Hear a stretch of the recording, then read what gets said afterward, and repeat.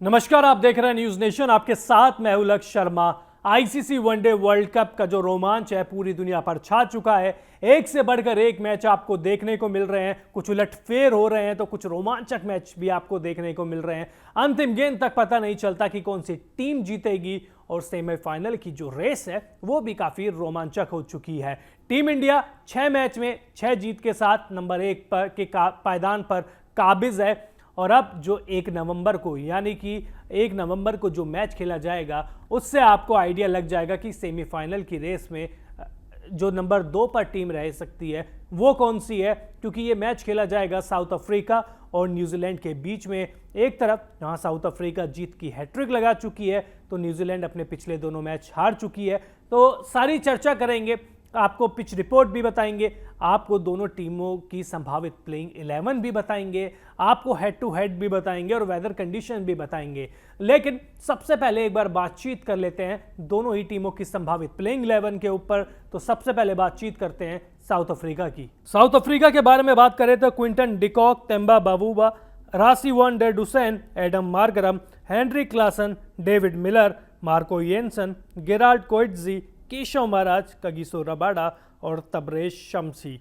तो ये south Africa की संभावित प्लेइंग 11। अब अगर न्यूजीलैंड के बारे में बातचीत करें तो Devon Conway, Will Young, Sachin Ravindra, Daryl Mitchell, Tom Latham, Glenn Phillips, Jimmy Neesham, Mitchell Santner, Matt Henry, Lockie Ferguson और ट्रेंट बोल्ट। ये दोनों टीमों की संभावित प्लेइंग 11। अब आपको पिच रिपोर्ट भी बताते हैं कि पुणे की जो महाराज क्रिकेट स्टेडियम की पिच है वो कैसी है।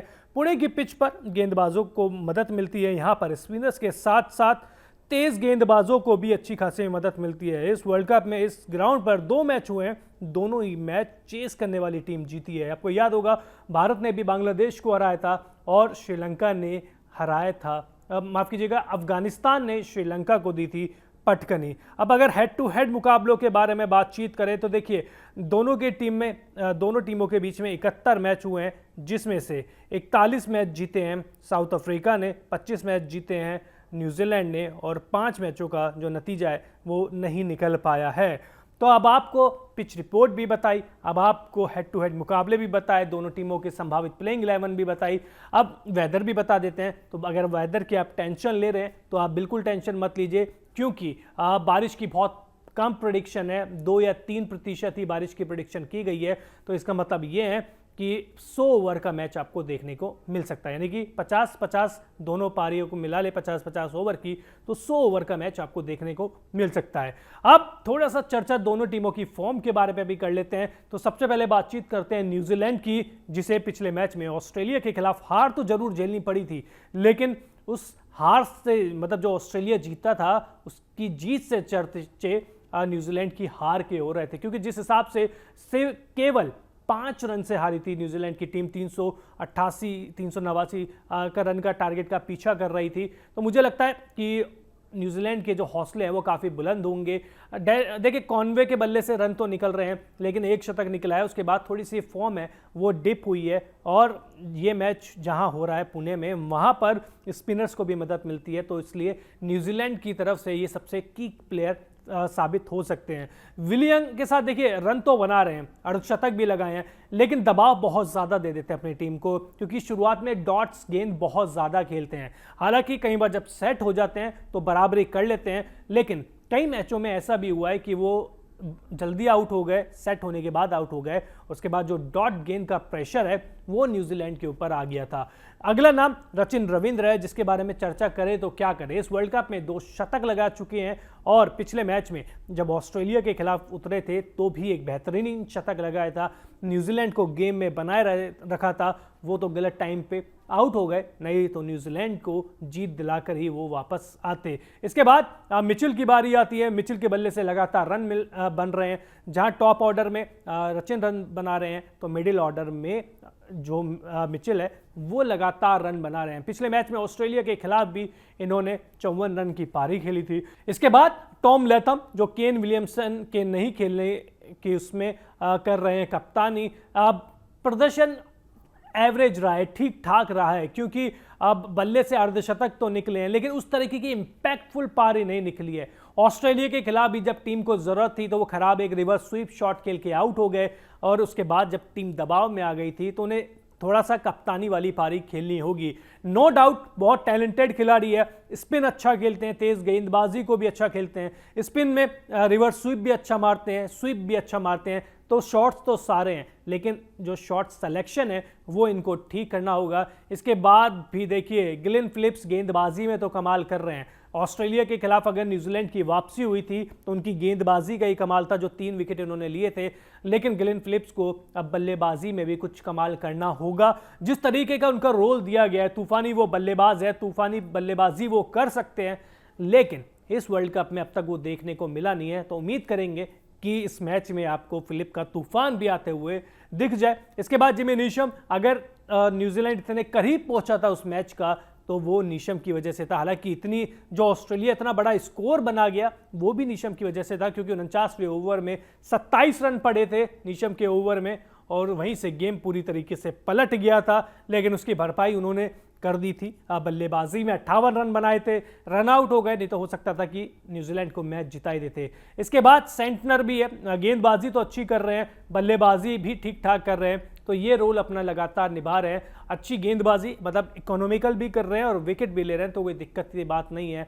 मैट हेनरी के बाद आते हैं, बड़ी दिक्कत की बात है, क्योंकि ऑस्ट्रेलिया के खिलाफ जिस तरीके से इन्होंने शुरुआत दी थी, नो बॉल पे नो बॉल, वाइड गेंद, खराब गेंदबाजी, इन्होंने बेहद खराब गेंदबाजी करी थी, वहीं से ऑस्ट्रेलिया को मोमेंटम मिला था, और इसी का नतीजा था कि जो ऑस्ट्रेलिया शुरुआती 19 ओवर में ही 175 रन स्कोर बोर्ड पे टांग के बैठा हुआ था। ट्रेंट बॉल्ट भी टुकड़ों में अच्छा प्रदर्शन कर रहे हैं, अभी तक उस लेवल का प्रदर्शन नहीं आया जिसके लिए वो जाने जाते हैं। शुरुआत में विकेट चाहिए ट्रेंट बॉल्ट से, और वो अब तक नहीं आए हैं। उम्मीद करेंगे कि पुणे की पिच पे उनको मदद मिलेगी और वो वहां पर भी अच्छा प्रदर्शन करेंगे। वहीं दूसरी तरफ चलते हैं साउथ अफ्रीका की तरफ, तो देखिए डिकॉक इस वर्ल्ड कप में 3 शतक लगा चुके हैं, बेहद शानदार फॉर्म में है।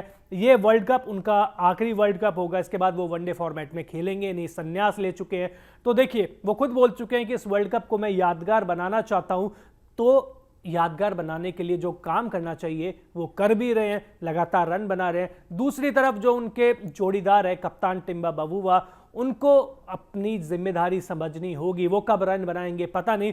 कप्तानी अच्छी कर रहे हैं, नो डाउट कप्तानी बहुत अच्छी कर रहे हैं, लेकिन उनका पहला रोल है बल्लेबाजी का, वो उसमें बुरी तरीके से फेल रहे हैं, और उनकी जगह जो बाहर है उनकी वजह से वो है हेंड्रिक्स, जो इस टूर्नामेंट में अर्धशतक लगा चुके हैं।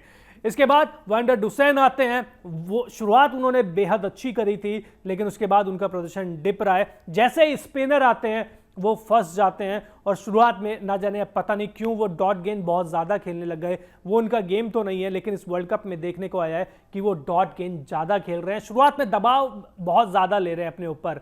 इसके बाद देखिए एडम मार्करम बेहद शानदार फॉर्म में चल रहे हैं, जब भी मौका मिला है अच्छा प्रदर्शन किया है, 2 शतक भी लगाए, पाकिस्तान के खिलाफ 91 रन की पारी भी खेली है, मैं जिताऊ पारी कहूँगा। और इसके बाद देखिए फिर बारी आती है हेनरी क्लासन की, पाकिस्तान के खिलाफ जल्दी आउट हो गए, लेकिन इसके बावजूद इस टीम के सबसे खतरनाक बल्लेबाजों में से एक अगर कोई खिलाड़ी है तो वो क्लासन ही है। क्या शतक लगा चुके हैं और तूफानी पारी खेलते हैं, एकदम से कहते हैं ना कि मैच विरोधी के पक्ष में होता है, पूरी तरीके से अपने पक्ष में मोड़ देते हैं और कुछ इस तरीके की इंपैक्टफुल पारी खेलते हैं। डेविड मिलर, अब डेविड मिलर के बल्ले से देखिए एक मैच में रन निकले हैं, वो भी नीदरलैंड के खिलाफ, उसके अलावा ज़्यादा कुछ कमाल कर नहीं पाए। स्टार्ट तो मिल रहे हैं इनको भी, 30-40 रन ये बना रहे हैं, लेकिन उस स्टार्ट को बड़ी पारी में वो कन्वर्ट नहीं कर पाए हैं, तो इसी का नुकसान जो साउथ अफ्रीका को हुआ है थोड़ा बहुत, वो इसी वजह से हुआ है कि डेविड मिलर का वो फॉर्म अभी तक देखने को नहीं मिला है।